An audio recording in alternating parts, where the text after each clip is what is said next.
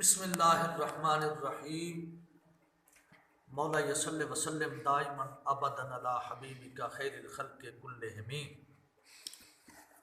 جس طرح کہ کل بھی ہمارا موضوع چل رہا تھا سجدہ کے بارے میں،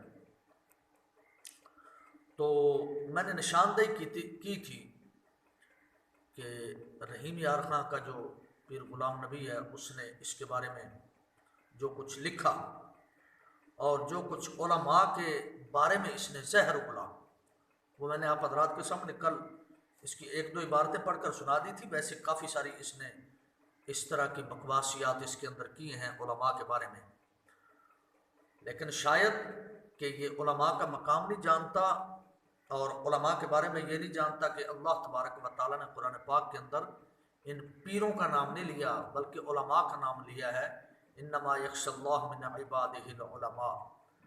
اور میں نے کل بھی کہا تھا کہ اصل پیر ہو گئی وہ جو قواعد شریعت، طریقت، حقیقت اور معرفت سے واقف ہوگا۔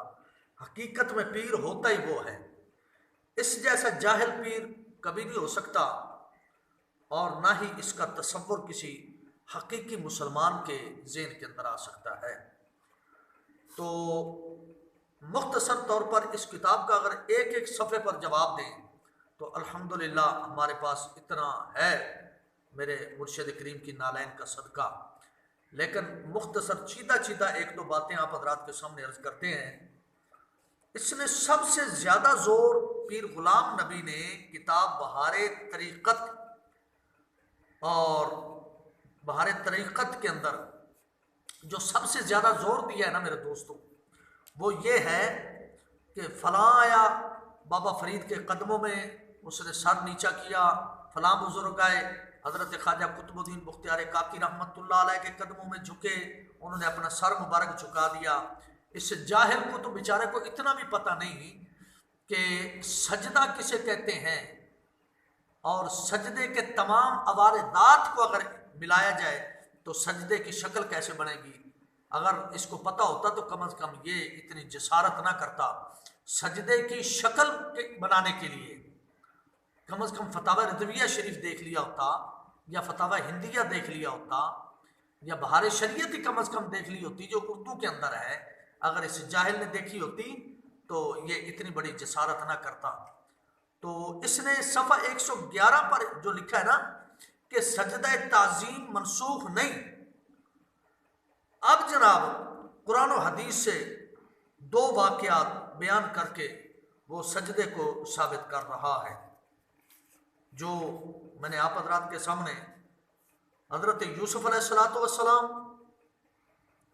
کہ یوسف علیہ السلام نے اپنے والد صاحب سے آ کر کہا وَإِذْ قَالَ يُوسُفُ لِأَبِيهِ يَا أَبَتِ إِنِّي رَأَيْتُ أَحَدَ عَشَرَ كَوْكَبًا وَالشَّمْسَ وَالْقَمَرَ رَأَيْتُهُمْ لِي سَاجِدِينَ۔ ایک تو وہ پیش کرتا ہے، تو آگے کہنے لگا صفحہ 112 پہلی سطر پر اگر قرآن مجید میں اللہ تبارک و تعالیٰ اسے منسوخ فرما دیتے تو صحابہ کرام نبی علیہ السلام کو سجدہ تعظیم ہرگز نہ کرتے اور نہ ہی نبی پاک صلی اللہ علیہ وسلم کرنے دیتے، کیونکہ قرآن مجید سب کو زیادہ سمجھنے والے حضور علیہ السلام اور حضور علیہ السلام کے صحابہ تھے۔ بے شمار حدیثوں سے ثبوت ہے صحابہ نبی پاک صلی اللہ علیہ وسلم کو سجدہ تعظیم کرتے تھے اور سرکار مدینہ صلی اللہ علیہ وسلم نے منع نہیں فرمایا۔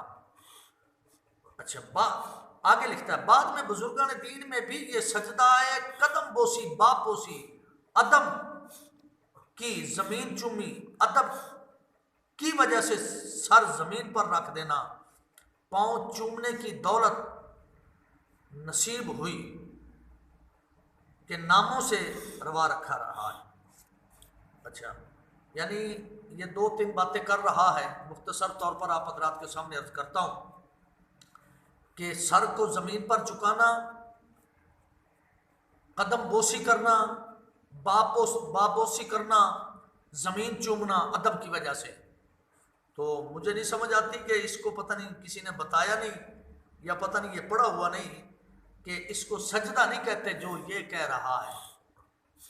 مطلب اس کا یہ کہنے کا تھا کہ یہ ثابت کرتا کہ سجدہ ہی کیا ہے، اور سجدہ بھی تعظیمی کیا، اور آگے یہ بھی بتاتا کہ صحابہ کرام نے کس رنگ کے اندر سجدہ کیا، کیسے کیا، اور کیا کچھ پڑھا یا نہ پڑھا۔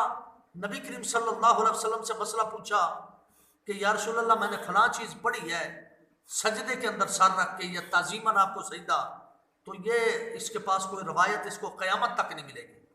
اگر کوئی جانور سجدہ کر لے یا نبی کریم صلی اللہ علیہ وآلہ وسلم کے سامنے کوئی بدو آ کر سجدہ کر لے اور صحابہ کرام یہ سمجھے کہ یا رسول اللہ اس سے زیادہ تو ہم حق رکھتے ہیں آپ کو سجدہ کرنے کی، تو اس کا کیا مطلب ہو گیا؟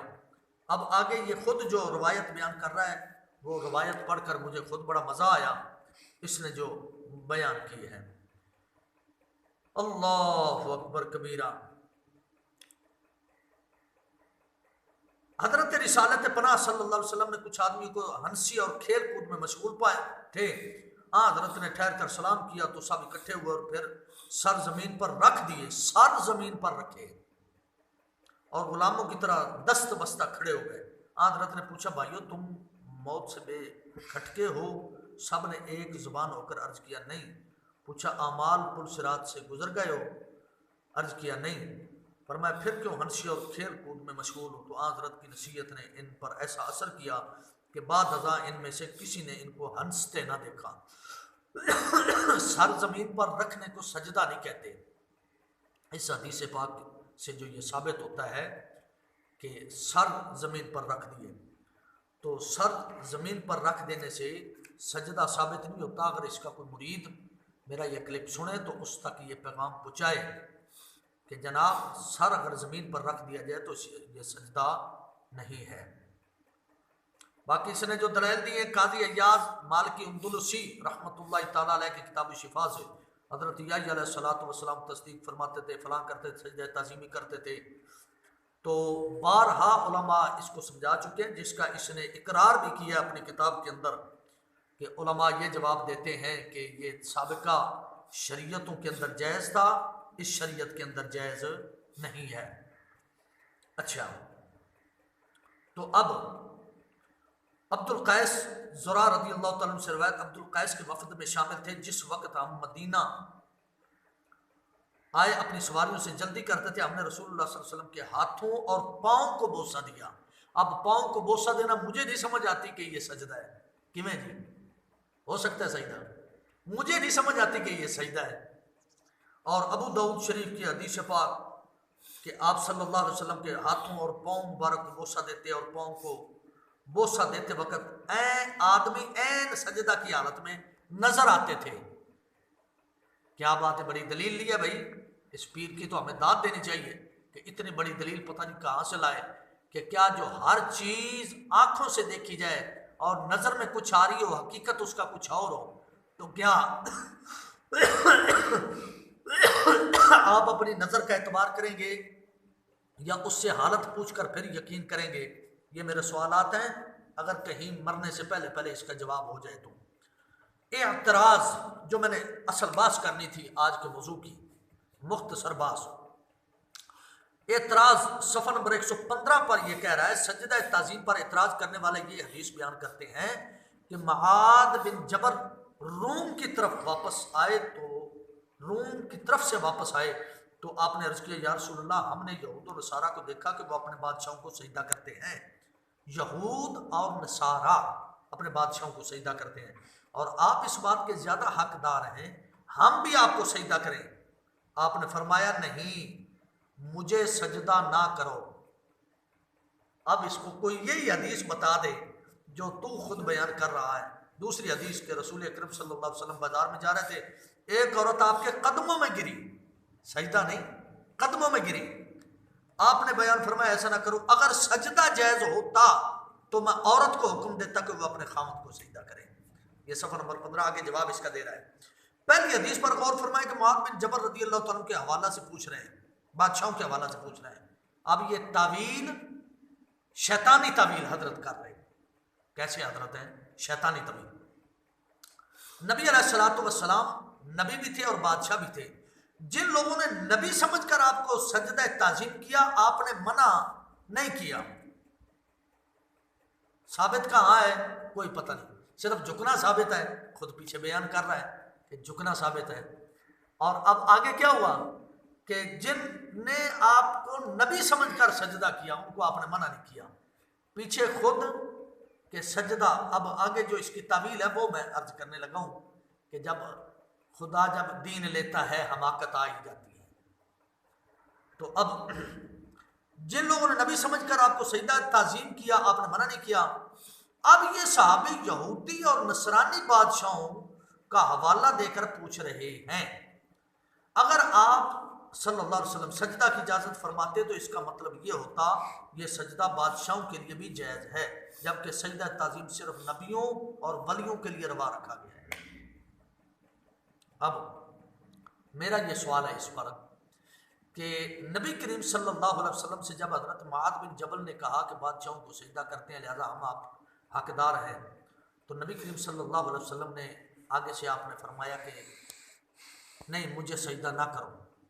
تو کم از کم جب یہ حضور فرما رہے تھے کہ مجھے سجدہ نہ کرو تو بیچ میں سے تھوڑا سا استثناء نہ فرما دیتے کہ نبی سمجھ کر لیا کرو, بادشاہ سمجھ کر نہ کیا کرو. اگر کسی ایک حدیث کے اندر بھی پیر صاحب مجھے دکھا دیں کہ آپ نے یہ استثناء کیا ہو تو میں حضرت کا مرید ہونے کے لیے تیار. اگر استثناء نہیں تو پھر یہ شیطانی تعویلہ چھوڑ دیں. اچھا, جب کہ سجدہ تعظیم صرف نبیوں میں, ورنہ آج بادشاہ بھی حضور کی امت سے سجدہ کرواتے. اب اس قدر ادب اور تعظیم کسی بادشاہ یا امیر آدمی یا کسی سردار کی نہیں ہو سکتی, اس کے حقدار صرف اولیاء اور انبیاء ہیں. تو عورت کو سمجھانا کہ اگر سجدہ جائز ہوتا تو میں عورت کو حکم دیتا کہ اپنے خامد کو کرے, یہ منسوخ نہیں تو اور کیا ہے, یہ منع نہیں تو اور کیسے منع ہوتا ہے کہ سر پر ڈنڈا رکھ کے کھڑا ہو جائے کہ نہ یہ کر. اور زبان جس پر زبان اثر نہیں کرتی, قرآن پاک تو واضح فرماتا ہے اپنے قول فصیح کے اندر اور قول بلیغ کے اندر قرآن فرماتا ہے واسمعوا واطیعوا. شریعت کے اندر دو ہی باتیں ہیں, سنو اور مانو, سنو اور فوراً اطاعت کرو, بس تیسری بات ہی نہیں ہے قرآن پاک کے اندر. جب ادھر بھی فرما رہے ہیں کہ سجدہ مجھے نہ کرو, ادھر بھی فرما رہے ہیں کہ اگر سجدہ جائز ہوتا تو میں عورت کو حکم دیتا کہ اپنے خامد کو کرو, اور سجدے سے کیسے روکتے ہو؟ نبی کریم صلی اللہ علیہ وسلم کیسے حکم فرماتے کہ تم سجدہ نہ کرو؟ ڈاکٹر نے بڑی خوبصورت بات کی تھی, ڈاکٹر علامہ محمد اقبال رحمۃ اللہ تعالی علیہ. آپ سرکار نے ارشاد فرمایا کہ میراث میں ملی ہے انہیں مسند ارشاد, اعزازوں کے تصرف میں عقابوں کا نشیمن. یہ بہت عالیشان پیشہ تھا, ولایت والا اور پیری مریدی والا, بہت زبردست پیشہ تھا, مخلوق کی توجہ مخلوق سے ہٹا کر اللہ سے ملانے والا پیشہ تھا. لیکن ان جیسے دو نمبر نے آ کر اہل سنت و جماعت کو بھی بدنام کیا ہے. آج اگر نیٹ پر بیٹھ کر مرزا جونیئر, مرزا اول تو قادیانی تھا, یہ اس کا دوسرا پارٹ ہے مرزا جونیئر, تو یہ بھی بار بار جو پیروں پر بکواس کر رہا ہے اسی طرح کی جاہلانہ کتابیں پڑھ کر, تو اس کا تعلق ہمارے ساتھ نہیں ہے. پہلے بھی میں نے اس کو بارہا کہا ہے مرزا جونیئر کو, اور میں نے چیلنج بھی کیا ہے, آج بھی چیلنج الحمدللہ مرزا جونیئر کی دہلیز پر میرا چیلنج جو ہے وہ پکار کر اس کو کہہ رہا ہے کہ کہیں کم از کم باہر نکلے یا میرا چیلنج قبول کرے, لیکن وہ چیلنج قبول نہیں کر رہا. وجہ کیا ہے کہ ان جیسے دو نمبر باغی قسم کے لوگ اور دغا باز لوگ اور